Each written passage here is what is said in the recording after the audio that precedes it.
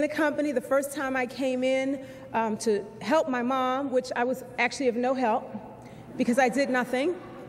And I was 21 years old, and I terminated my business. And the thing that got me back into Mary Kay actually was the fact that 2 years passed by in my life, and I went from 21 to 23, and nothing changed for me. I was still at the same place. And you know how you see people and you're really impressed, but you don't want to act like you're impressed?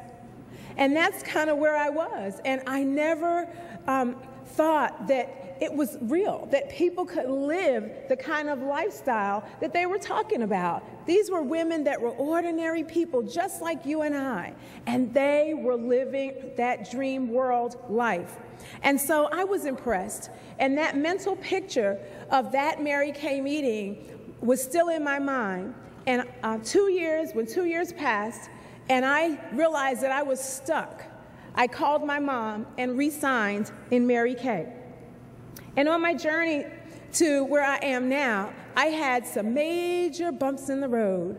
The reason why I decided that I wanted to be a national sales director was a couple of things. My first reason why was because of the lifestyle that was painted for me by the national sales director at my very first seminar in 1994. And I remember coming to this event, and I had no team members, I had no customers, I had no inventory, I had no clue. And I sat in Hall A, looking at all of you, thinking, wow, these women are beautiful. They are so powerful, and they're so confident. And I didn't really even know what Mary Kay was all about, but one thing that I did know was that they had something, you all had something that I wanted. And I'll never forget when opening ceremonies and the nationals came out, and I said, I don't know who those women are, but I'm going to be one of those women. And my dream was birthed that day at seminar. And when Mary Kay came out on awards night and said, are you ready for the most exciting night of your life? I remember jumping up and down in my seat, just crying, yes, Mary Kay, I'm ready, yes, I'm ready. And truly, truly, I was ready. I do want you to know that as a sales director, I was at the place where I almost quit my business because I almost made an emotional decision that it was not based on fact, you guys. It was based on emotion. But I am so thankful that I did not quit. And I know that sometimes when you're not where you want to be, you feel like the easiest thing to do is to quit. The best thing to do is to quit. But it is not the best thing. It may be the easiest thing, but it is never the best thing. The best thing is to pick up your starter kit and go back out and do what you know you are trained to do. And so I want you all to know why I made the decision to get back up and give it another shot. Number one is because of the lifestyle. My second reason why is to help people. I've always been tenderhearted towards helping people. I've always been one that always had a heart for the underdog, people who could not help themselves. And even though I wasn't in a position to help people at that particular time, I knew that if I positioned myself where I could be a blessing to more people, that that's what I wanted to do. And Mary Kay showed me that this was the place where I can put myself in a position to be a blessing to more people. Success is never inside the comfort zone. And when we change our mindset, everything else will change. Our current thinking is what's gotten us this far. And in order to get the rest of the way, we've got to think bigger and dream bigger. I had a prospect, and I asked her, well, what would you change about your job situation if you had the ability to? And she ran down a list of all the things that she would change. And towards the end of the conversation, I said, you can ask me whatever it is about what I do. And she said, well, what would you change about what you do with Mary Kay if you could? And I sat and I thought about it. And I said to her, well, I wouldn't change the product because we have the best products at the best prices. I wouldn't change the people because the women in Mary Kay are top-notch women.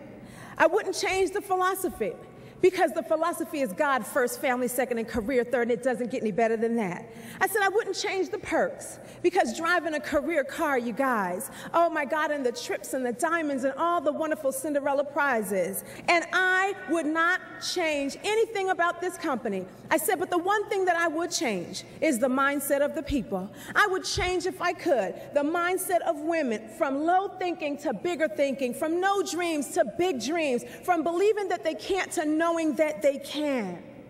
Do you believe that? That if you change your mindset, that you can have anything that you want, and Mary Kay is the company to make that happen for you.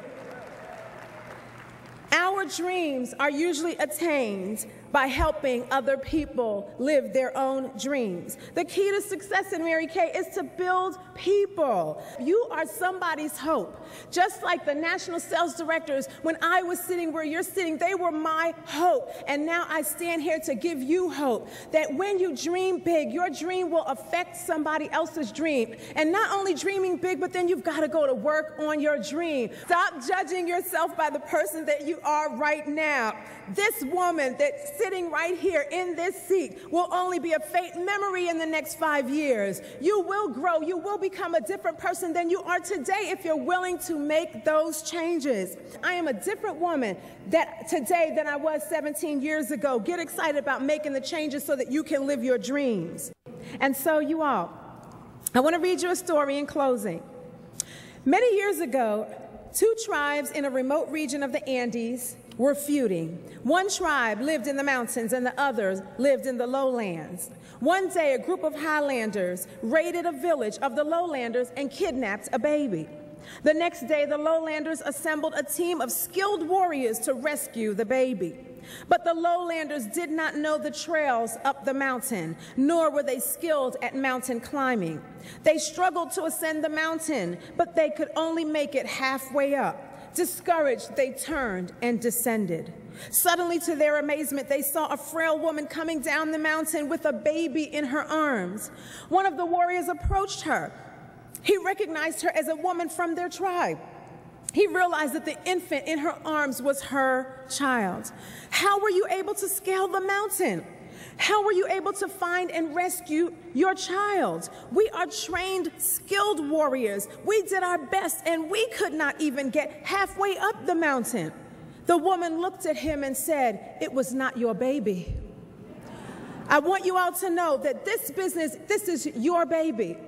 Nobody is going to take care of your baby better than you're going to take care of your baby. It's not your senior's baby. It's not your unit's baby. It's not your national's baby. And it sure ain't my baby. This is your baby. Hello. Okay?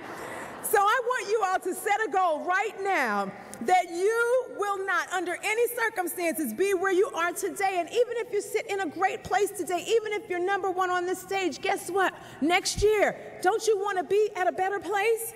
Okay? And so know that you want to set a goal today. Don't wait until tomorrow. Set the goal today. This is your baby, so when you're going to feed your baby so your baby will grow, you're going to feed your baby with positive books, CDs, positive people, mentoring from your NSD, and respected leaders who are where you want to be.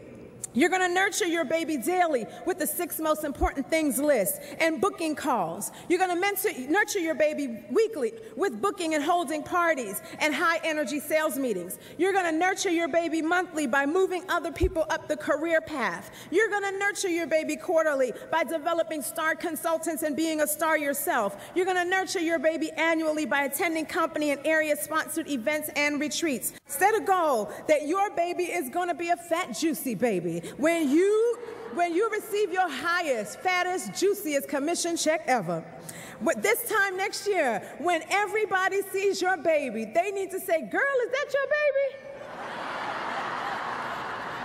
That baby grew in 1 year. Oh my God, I can't believe how your baby has grown. You guys, dream